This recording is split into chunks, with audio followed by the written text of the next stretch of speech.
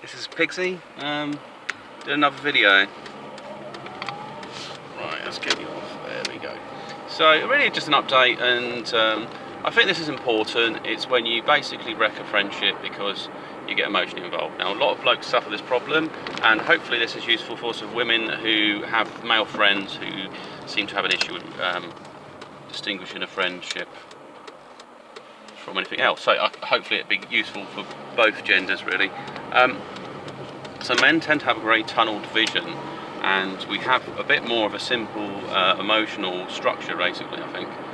We don't have necessarily the same contrasts between things. It depends on the emotional intelligence of the male. They might have other resources in them, like they're able to block emotions, delete memories and stuff like that. I mean, I can say something, but I won't have an accurate memory of it. There's some things you can say to women and they've kept a memory log of it for, you know, decades or longer. It's just how they want to be. I mean, a very brief detailed mind. However, sometimes keeping on to certain information can be have a negative detrimental effect and sort of strain your psychology basically. I mean, for men they might have it departmentalised, so it's not like they haven't learnt something from it, but they're able to separate themselves in some way from it. And if they go down that route, sometimes it reactivates. That's why sometimes men say, right, I don't want to talk about it, okay, just leave it, because they need a time to process in order to deal with it, because they may not have the same processing power emotionally as women do, because women do activate both regions of the brain when around communications and feelings, why men might be a bit more different when they activate into their emotional state. There's like a rest state, they power down, but they activate is they're active more physically. So if there's a threat, they'll instantly jump out of the chair and deal with it. You know, like the spider crawling across the carpet or whatever. They're switched on to react and defend. While when a woman's into rest state, mind's more active. It's probably doing a lot more processing, you know, figuring out things she needs to do in the day and all sorts of things. So that's sort of a look at it, an overview. So men's psychology and women's psychology are very different. Women might want a guy to help them, support them and play out the male role, but the man might be looking actually for a partner in the background. And so when he's given the chance to be a man, he may want to develop things further. And the problem is not all women feel the same way about these sorts of things. And the type of relationship's not always straightforward for the guy. So a lot of guys may have female friends, and in the back of their mind they're thinking, I hope things develop further, which they might never, but they've got that reserved thinking in the back of their mind, which is a bit dodgy.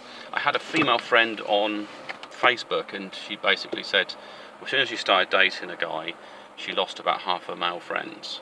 She likes male friends, she gets along well with them, but that was quite obvious that they seemed to be hurt by the fact that she was in a relationship, because in the back of their mind they were hoping that they would be selected as a one. I guess it's probably a better way of managing it. However, if you're a female and you realise half your friends have left you because they wanted to date you, it's kind of a bit like, well, they weren't bloody very nice, were they? And it leaves a different sort of feeling, negative feelings there. So some of this, I've made mistakes, so this kind of makes me feel better helping other people out there. So basically, if someone writes to you and says, you know, I'm not ready for a relationship, whatever they said about the past, and they put LOL. LOL is usually a thing of where someone's actually trying to brush off something that upset them emotionally, and they often say things like that, you know, a bit like when people make sarcastic comments, they might say LOL on the end of it, when actually they're quite sensitive to it. And for a man, you're literally probably going to get two chances. So if you go there and you say, well, I like you, blah, blah, blah, she says, whoa, I don't really feel like that.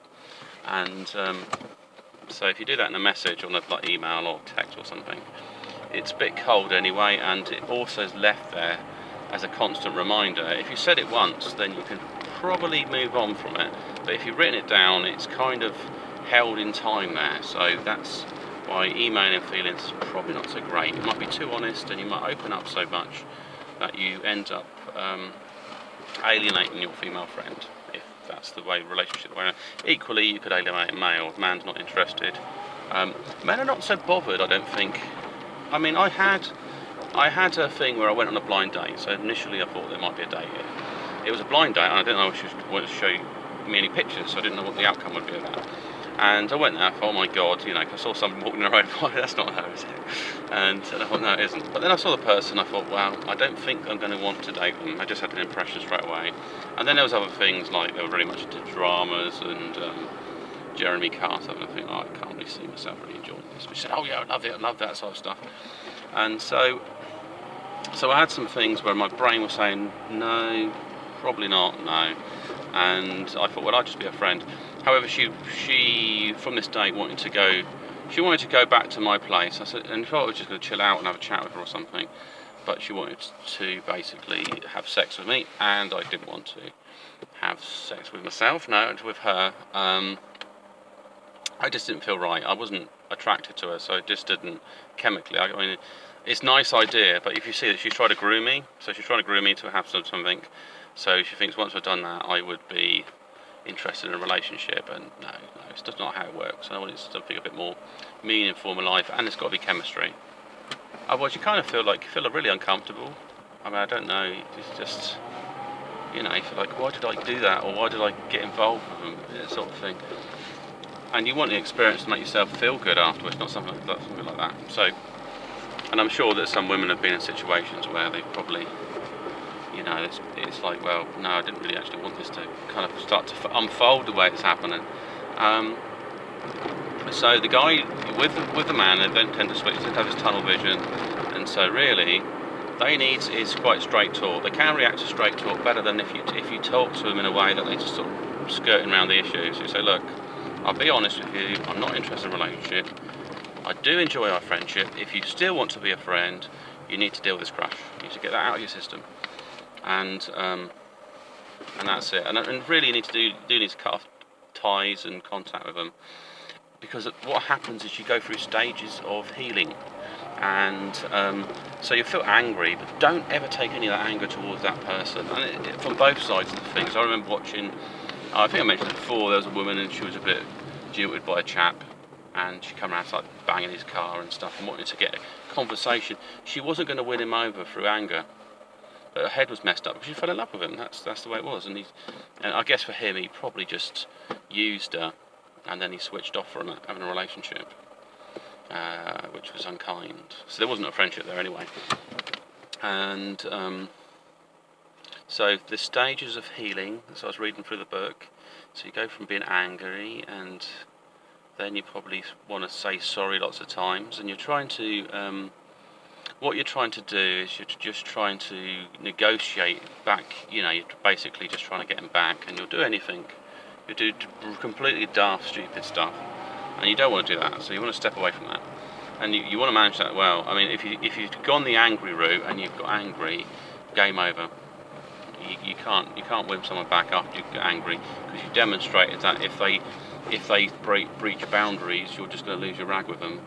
So they think, well, there's no productiveness in that relationship, and it's a shame. So take your anger somewhere else. I mean, for me, I had the experience of feeling a massive amount of grief because the person said it had sort of upset them and had an impact, I guess, on their health in some way, and I felt so sort of bad about that.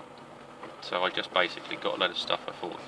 It's getting near Christmas, I thought they'd like, and I put in a thing and said, this stuff's better with you, because I knew what she liked, and I just sort of said sorry about the stuff, and hope we can be friends, and if you ever need anything, then you only got to ask. So that's kind of where I was at. But you can't, if people are not interested in love, you can't make that happen. Yeah, come on. I'll try and get over. Nobody giving me space.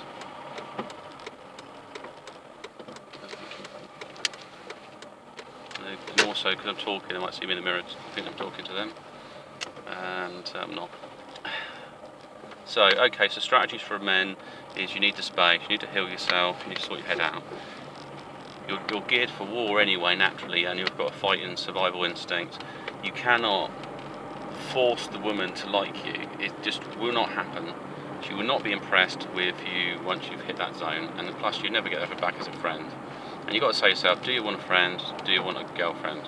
And if you want a girlfriend, go look for another girlfriend somewhere else. That's pretty much it. Or the same for the woman. I don't know, the other scenario, if the guy's not interested, you can't make him like you.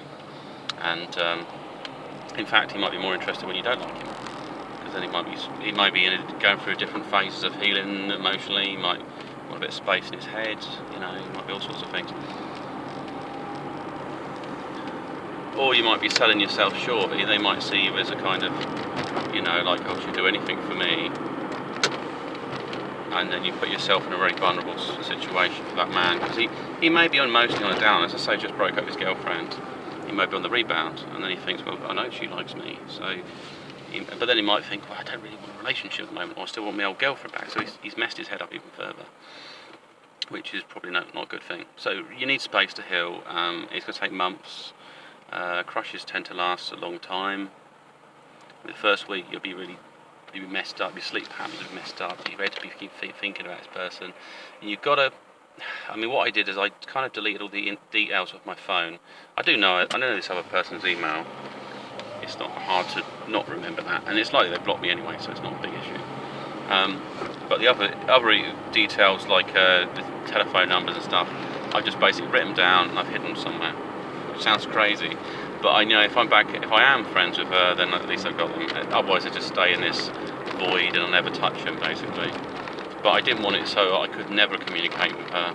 I just didn't want any temptation to communicate with her, which probably sounds a little bit messed up. But it's not as messed up as it's meant to sound.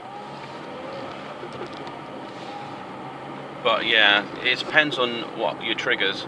If you're constantly obsessively thinking about things, you know, I had it really bad where I thought, fucking hell, I feel so guilty, I feel so bad inside. And so I went to this person's house and I popped this bloody envelope full of crystals and stuff through the door, and a fucking gold, I put a bloody gold coin through there as well. I don't know what I was doing. I mean, I don't think you'd hate them items, you know. But I felt, oh no, my God. And it was obsessive. I just went bang and done it. I thought, well, I'm going to do it, because I can't sleep, I can't think straight, I need to do something. I need to do something to try to... So I didn't bang a door or anything like that. I haven't texted her, I haven't sent lots of messages or anything. So I've done it, I've been as controlled as I can be. But obviously there'll be other men and women that just want to reach out. You know, they just cannot switch off from that. And you've got to find a way or put the thing in place. So you need to get them off Facebook, you need to get them off your social media, you need to take a break from it. And then when there's a time when you have healed, you don't have a crush feeling, you know what that feels like, it'll be a pain in your chest, your sleep patterns are still messed up, just thinking about this person, it's not the right time. Seriously, it's not the right time. It will not heal you. All that will happen is that you'll feel better for a bit, and then you'll attempt to renegotiate the relationship that you were after in the first place, and it will just end up in failure. So, that's it from Pixie, and speak to you soon.